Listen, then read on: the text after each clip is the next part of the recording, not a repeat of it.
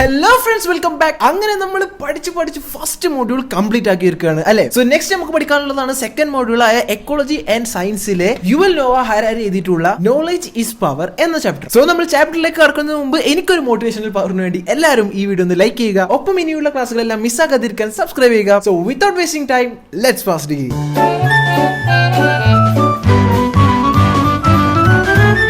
Okay, അപ്പൊ നമുക്ക് next പഠിക്കാനുള്ള നോളജ് ഈസ് പവർ എന്ന് പറയുന്ന ഒരു എക്സെപ്റ്റ് യുവൽ നോവ ഹരാരി എഴുതിയിട്ടുള്ള ഒരു ബുക്കിൽ നിന്നാണ്. And it's name is sapiens, A brief history of human kind. Okay, അപ്പൊ സാപ്പിയൻസ് എന്ന് പറയുന്ന ബുക്ക് നമുക്ക് എല്ലാവർക്കും മിക്ക ആളുകൾക്കും അറിയുന്ന ഒരു ബുക്കാണ്. വളരെ പോപ്പുലർ ആയിട്ടുള്ള ഒരു ബുക്കാണ് കേട്ടോ. അപ്പോൾ ആ ഒരു ബുക്കിൽ നിന്നുള്ള ഒരു ചെറിയൊരു ഭാഗമാണ്, വളരെ ചെറിയൊരു ഭാഗമാണ് നമുക്ക് പഠിക്കാനുള്ളത്. പക്ഷേ നമ്മുടെ ഈ ചാപ്റ്റർ കുറച്ച് വലുതായിട്ട് നമുക്ക് തോന്നാൻ സാധ്യതയുണ്ട്. അതുകൊണ്ട് തന്നെ ഈ ചാപ്റ്റർ വളരെ സിമ്പിൾ ആയിട്ടുള്ള കൊച്ചു അടിപൊളി പോയിന്റ്സ് ആയിട്ടാണ് ഇന്ന് നിങ്ങൾക്ക് പറഞ്ഞുതരാൻ പോകുന്നത്. സോ ക്ലാസ് ഇപ്പോൾ ശ്രദ്ധിച്ച് കേട്ടാൽ തന്നെ നമുക്ക് ഈസി ആയിക്കൊണ്ട് തന്നെ പഠിച്ചെടുക്കാവുന്നതാണ്. അതുപോലെ തന്നെ ഈ ചാപ്റ്ററിൽ നിന്ന് വരുന്ന ഓരോ ക്വസ്റ്റ്യൻസും നിങ്ങൾക്ക് സുഖമായിട്ട് തന്നെ എഴുതിയെടുക്കാൻ സാധിക്കും. ഓക്കെ, സാപ്പിയൻസ് എന്ന് പറയുന്ന ബുക്ക് കുറെ കാര്യങ്ങൾ ഡിസ്കസ് ചെയ്യുന്നുണ്ടെങ്കിലും നമുക്ക് പഠിക്കാനുള്ള ഈ ഒരു കൊച്ചു പാർട്ടിൽ പറയുന്നത് എങ്ങനെയൊക്കെയാണ് സയൻസും ടെക്നോളജിയും ലിങ്ക് ആയിട്ടുള്ളത് എന്നുള്ള ഒരു കൊച്ചു ടോപ്പിക് മാത്രമാണ്. അതുപോലെ തന്നെ നമ്മുടെ എഴുത്തുകാരനായ ഹരാരി പറയുന്നുണ്ട്, അതായത് വളരെ ബുദ്ധിയുള്ള ആളുകൾക്ക് മാത്രമേ ടെക്നോളജി ഉണ്ടാക്കാൻ പറ്റൂ എന്നല്ല, ഏതൊരാൾക്കും പുതിയൊരു ടെക്നോളജി ഉണ്ടാക്കാൻ സാധിക്കും. അത് ഉണ്ടാവുന്നത്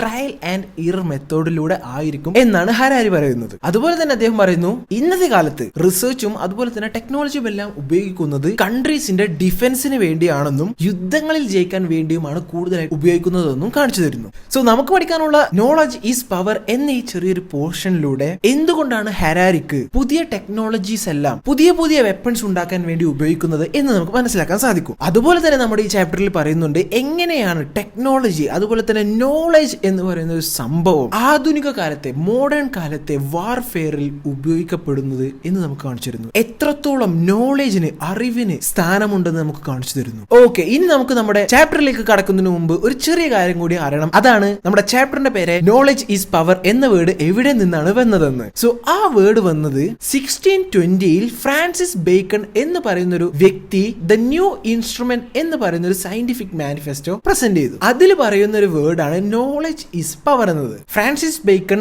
ആ പ്രസന്റേഷനിലൂടെ പറയുന്നു, ശരിക്കുമുള്ള ഒരു അറിവിന്റെ, ഒരു ട്രൂ അറിവിന്റെ വാല്യൂ എന്ന് പറയുന്നത് അതിന്റെ ഉപയോഗത്തിലാണ് എന്നാണ് പറയുന്നത്. അതുകൊണ്ട് തന്നെ ആ തിയറി പറയുന്നു പുതിയ ആക്ഷൻസ്, ന്യൂ ആക്ഷൻസും ഒരു അറിവാണ്, നോളജ് ആണെന്ന് പറയുന്നു. സോ നമുക്ക് കൂടുതലൊന്നും പറയാതെ നേരെ നമ്മുടെ ടെക്സ്റ്റിലേക്ക് കടക്കാം. സോ നമ്മുടെ ടെക്സ്റ്റ് കുറച്ച് ലെങ്തി ആയതുകൊണ്ട് തന്നെ നിങ്ങൾക്ക് ഈസിലി ഡൈജസ്റ്റ് ചെയ്യാൻ പറ്റുന്ന സ്മോൾ പോയിന്റ്സ് ആയിട്ടാണ് ഞാൻ ഇവിടെ തന്നിരിക്കുന്നത് കേട്ടോ. സോ ഇത് പഠിച്ചാൽ തന്നെ നമുക്ക് ഈ ചാപ്റ്ററുമായി ബന്ധപ്പെട്ട എല്ലാ ക്വസ്റ്റ്യൻ ആൻഡ് ആൻസേഴ്സും ഈസി ആയിക്കൊണ്ട് തന്നെ ആൻസർ ചെയ്യാവുന്നതാണ്. പിന്നെ നമ്മുടെ ഈ ചാപ്റ്ററിന്റെ ഒരു പ്രത്യേകത എന്ന് പറയുന്നത് ഇതിൽ നിന്ന് എസ്സേ ക്വസ്റ്റ്യൻസും വരാൻ സാധ്യതയുണ്ട്. സോ നമുക്ക് ശ്രദ്ധിച്ചുകൊണ്ട് മുമ്പോട്ട് പോവാം. Science has bestowed upon us various tools, including mental ones used for forecasting death rates and economic growth. However, technological tools hold greater significance, and the relationship between science and technology is so robust that many people struggle to distinguish between them. So first പോയിന്റിൽ പറയുന്നത് എന്താണെന്ന് വെച്ചാൽ science നമുക്ക് കുറെ അധികം various ആയിട്ടുള്ള tools കണ്ടുപിടിക്കാൻ സഹായിച്ചിട്ടുണ്ട്. ഉദാഹരണത്തിന് ഡെത്ത് റേറ്റ് ഫോർകാസ്റ്റ് ചെയ്യാനുള്ള സംഭവങ്ങൾ, അതുപോലെ തന്നെ എക്കണോമിക് ഗ്രോത്ത് കാൽക്കുലേറ്റ് ചെയ്യാനുള്ള സംഭവങ്ങൾ എന്നൊക്കെയാണ്. എന്നാലും ടെക്നോളജിക്കൽ ടൂൾസ് ആണ് കുറച്ചും കൂടി ഉപകാരപ്രദം, കുറച്ചുകൂടി ഇമ്പോർട്ടന്റ് എന്ന് പറയുന്നു. അതുപോലെ തന്നെ നമ്മുടെ എഴുത്തുകാരനായ യുവൽ നോവ ഹരാരി പറയുന്നു, സയൻസും ടെക്നോളജിയും രണ്ടും രണ്ട് തരത്തിലാണെങ്കിലും അതിന്റെ സിമിലാരിറ്റി കാരണം, അതിന്റെ സാമ്യത കാരണം കുറെ ആളുകൾക്ക്, അതായത് സാധാരണക്കാർക്ക് എല്ലാം അത് രണ്ടും വേർതിരിക്കാൻ ബുദ്ധിമുട്ടാണ്. Before 1500 science and technology existed as distinct fields, but Bacon's connection of the two was a novel idea. Over time, this relationship tightened, becoming inseparable in the 19th century. So നമ്മുടെ സെക്കൻഡ് പോയിന്റിൽ പറയുന്നത് എന്താണെന്ന് വെച്ചാൽ 1500 വർഷം, 1500 മുമ്പ് സയൻസും ടെക്നോളജിയും രണ്ടും രണ്ട് തരത്തിൽ, രണ്ട് എക്സ്ട്രീമിൽ തന്നെയായിരുന്നു കിടന്നിരുന്നത്. എന്നാൽ നമ്മൾ നേരത്തെ പറഞ്ഞ പോലെ ഫ്രാൻസിസ് ബേക്കൺ ആണ് ഈ ഒരു പുതിയ ഐഡിയ, അതായത് സയൻസും ടെക്നോളജിയും മിക്സ് ആയിക്കൊണ്ടുള്ള ഈ പുതിയ ഐഡിയ ഇറക്കിയത്. ആൻഡ് കാലക്രമേണ ഇത് രണ്ടും കൂടിയോജിക്കുകയായിരുന്നു. ആൻഡ് 19th century ആയതോടെ സയൻസിനെയും ടെക്നോളജിയെയും വേർതിരിക്കാൻ വരെ ബുദ്ധിമുട്ടായി. സോ നമുക്ക് തേർഡ് പോയിന്റിലേക്ക് പോകാം. Even in 1800 rulers seeking powerful armies or business people pursuing successful enterprises did not fund research in physics, biology or economics. Instead rulers finance educational institutions to disseminate traditional knowledge and maintain the existing order. അതായത് അതായത് നമ്മുടെ third പോയിന്റിൽ പറയുന്നത് എന്താണെന്ന് വെച്ചാൽ 1800-ൽ പോലും, അതായത് വർഷം 1800-ൽ പോലും ഭരണാധികാരികൾ, റൂളേഴ്സ്, ഓരോ രാജ്യം ഭരിക്കുന്ന റൂളേഴ്സ് പവർഫുൾ ആയിട്ടുള്ള വെപ്പൺസും ആർമീസിനും വേണ്ടി സെർച്ച് ചെയ്തുകൊണ്ടേയിരുന്നപ്പോഴും, അതുപോലെ തന്നെ ബിസിനസ് പീപ്പിൾ, അന്നത്തെ കാലത്ത് ഉണ്ടായിരുന്ന ബിസിനസ് പീപ്പിൾ നല്ല സക്സസ്ഫുൾ ആയിട്ടുള്ള ബിസിനസ്സുകൾ തിരഞ്ഞു പോയപ്പോഴും അവർ റിസർച്ചിന് വേണ്ടി ഫിസിക്സും ബയോളജിയിലും എക്കണോമിക്സിലും റിസർച്ച് നടത്താനുള്ള ഫണ്ട് കണ്ടെത്തിയിരുന്നില്ല. അതിനുവേണ്ടി അവർ പണം ചിലവഴിച്ചിരുന്നില്ല. ഇൻസ്റ്റെഡ് അവർ ആ പൈസയെല്ലാം ട്രഡീഷണൽ നോളജിന് വേണ്ടിയായിരുന്നു ഉപയോഗിച്ചിരുന്നത്. അതായത് occasionally new technologies emerge through trial and error by uneducated craftsmen. In modern times states turn to their scientists for solutions in nearly every area, for energy and health to waste disposal. So നമ്മുടെ fourth പോയിന്റിൽ പറയുന്നത് എന്താണെന്ന് വെച്ചാൽ കാലക്രമേണ പുതിയ technologies വരാൻ തുടങ്ങി. എങ്ങനെ? ബൈ ട്രയൽ ആൻഡ് എറർ മെത്തേഡിലൂടെ. അതായത് ബുദ്ധിയുള്ള ആളുകൾ റിസർച്ച് ചെയ്ത് കണ്ടെത്തുന്ന വഴി മാത്രമല്ല, അൺഎഡ്യൂക്കേറ്റഡ്, പഠിത്തമില്ലാത്ത, അതുപോലെ ക്രാഫ്റ്റ്മെൻ ആയ ആളുകൾക്ക് പോലും ട്രയൽ ആൻഡ് എറർ മെത്തേഡിലൂടെ പുതിയ ടെക്നോളജീസ് കണ്ടുപിടിക്കാൻ സാധിച്ചു. ആൻഡ് ഇന്നത്തെ കാലത്ത് പണ്ടത്തെ പോലെയല്ല, സയന്റിസ്റ്റുകളെ എല്ലാ മേഖലയിലേക്കും സൊല്യൂഷൻസിന് വേണ്ടി അയക്കുന്നുണ്ട്. അതായത് എനർജി ആയാലും ഹെൽത്ത് ആയാലും അതുപോലെ തന്നെ വേസ്റ്റ് ഡിസ്പോസലിന് വരെ സയൻസിനെയും ടെക്നോളജിയും ഇന്നത്തെ കാലത്ത് ഉപയോഗിക്കുന്നുണ്ട്. Today's military, industrial, scientific complex exist because contemporary wars are highly influenced by scientific developments. During World War I,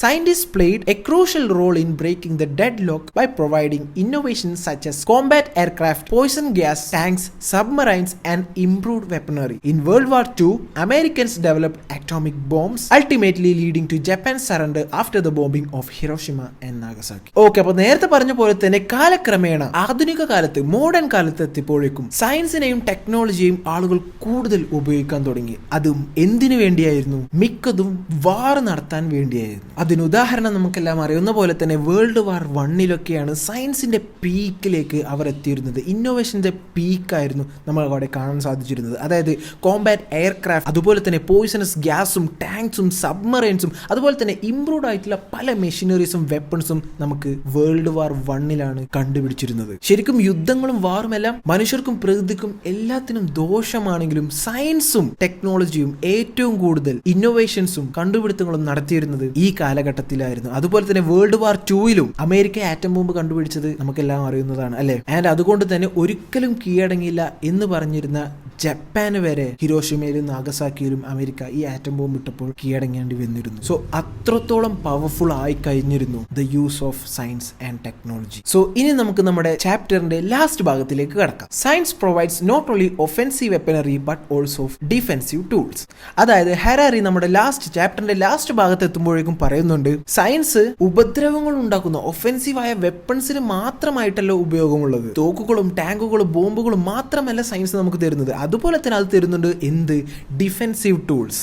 അതായത് ഇത്തരത്തിൽ നിന്നുള്ള സംഭവങ്ങളിൽ നിന്നെല്ലാം തന്നെ സംരക്ഷിച്ച് നിൽക്കാനുള്ള ടൂൾസും സയൻസ് തന്നെ പ്രൊവൈഡ് ചെയ്യുന്നുണ്ട്. സോ ഹെറാരി നമുക്ക് സയൻസിന്റെയും ടെക്നോളജിന്റെയും പോസിറ്റീവ് സൈഡും നെഗറ്റീവ് സൈഡും കാണിച്ചു തരുന്നു. American perceive the remedy four terrorism as more technological than political. അതുകൊണ്ട് തന്നെ ഹെറാരി പറയുന്നു, അമേരിക്കൻസ് ചിന്തിക്കുന്നുണ്ട് എന്താണെന്ന് വെച്ചാൽ ടെററിസത്തിന്, അതായത് ടെററിസം തുടച്ചു നീക്കാൻ, നിർത്തപ്പെടാൻ ഏറ്റവും ഉപകാരമുള്ള സംഭവം എന്താണെന്ന് വെച്ചാൽ ടെക്നോളജി ആയിരിക്കും എന്നാണ്. അതിനവർ പറയുന്നത് എന്താണെന്ന് വെച്ചാൽ adequate funding for nanotechnology research could enable the USA to deploy bionic spy flies to terrorist hubs like Afghanistan, Yemen and North Africa. So നമ്മൾ പറഞ്ഞ പോലെ തന്നെ അഫ്ഗാനിസ്ഥാനിലും യമനിലും നോർത്ത് ആഫ്രിക്കയിലും ഒക്കെയുള്ള ഈ തീവ്രവാദികൾ, ടെററിസ്റ്റിനെ തുടച്ചു നീക്കാൻ നാനോ ടെക്നോളജിക്ക് സാധിച്ചേക്കാം എന്നാണ് ഹെറാരി പറയുന്നത്. സോ അതുകൊണ്ട് തന്നെ നാനോ ടെക്നോളജിക്ക് വേണ്ടി കൂടുതൽ ഫണ്ടുകൾ ഇറക്കുകയാണെങ്കിൽ USAക്ക് ബയോണിക് സ്പൈ ഫ്ലൈസ് വഴി ഈ തീവ്രവാദികളുള്ള പ്രദേശങ്ങളിൽ, അതായത് അഫ്ഗാനിസ്ഥാൻ, യമനിലും നോർത്ത് ആഫ്രിക്കയിലും എല്ലാം അവരറിയാതെ തന്നെ അവരുടെ ഉള്ളിലേക്ക് ചെന്ന് വിവരങ്ങൾ ചോർത്താൻ സാധിക്കുമെന്നാണ് പറയുന്നത്. അതുകൊണ്ട് തന്നെ ടെററിസ്റ്റുകളുടെ ഏറ്റവും മുകളിലിരിക്കുന്ന ഒസാമ ബിൻ ലാദന് പോലും USA അറിയാതെ ഒരു ചായ ഇടാൻ പോലും സാധിക്കില്ല എന്നാണ് പറയുന്നത്. സോ നമുക്ക് ലാസ്റ്റ് പോയിന്റിലേക്ക് കടക്കാം. They can create FMRI, functional magnetic resonance imaging scanners for airports that can identify angry and hateful thoughts in people's brains, whether developing bionic spy flies and thought reading scanners is advisable remains uncertain. But the US is allocating funds to brain laboratories for their developments. So നമ്മുടെ ചാപ്റ്ററിന്റെ last ഭാഗത്ത് എത്തുമ്പോഴേക്കും Harari പറയുന്നുണ്ട് സയൻസും ടെക്നോളജിയും ഉപയോഗിച്ച് നമുക്ക് fMRI scanners ഉണ്ടാക്കാൻ സാധിക്കും. ഇത് ഉപയോഗിച്ച് നമുക്ക് ആളുകൾ എത്രത്തോളം ദേഷ്യപ്പെട്ടിരിക്കുന്നുണ്ട്, അതുപോലെ തന്നെ അവരുടെ ഉള്ളിൽ എന്തെങ്കിലും ദുഷിച്ച ചിന്തകളുണ്ടോ എന്നൊക്കെ മനസ്സിലാക്കാൻ സാധിക്കും. സോ ഈ സ്കാനേഴ്സ് എല്ലാം എയർപോർട്ടിൽ വെക്കുകയാണെങ്കിൽ കൂടുതൽ ഉപകാരപ്രദമായിരിക്കും എന്ന് പറയുന്നുണ്ട്. അതുപോലെ തന്നെ പറയുന്നു നമ്മൾ നേരത്തെ പറഞ്ഞ ബയോണിക് സ്പൈ ഫ്ലൈസും അതുപോലെ തന്നെ ഇപ്പൊ പറഞ്ഞ ഈ തോട്ട് റീഡിംഗ് സ്കാനേഴ്സും എല്ലാം എത്രത്തോളം ഒക്കെ റിയാലിറ്റിയിലേക്ക് വരുമെന്ന് നമ്മുടെ എഴുത്തുകാരനായ യുവൽ നോവ ഹാരാരിക്ക് വലിയ ധാരണയൊന്നും ഇല്ലെങ്കിലും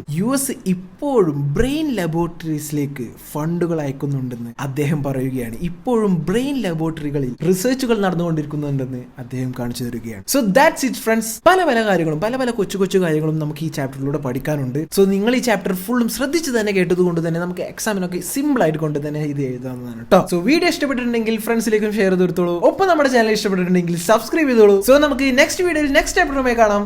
ലെറ്റ്സ് പാസ് ഡിഗ്രി.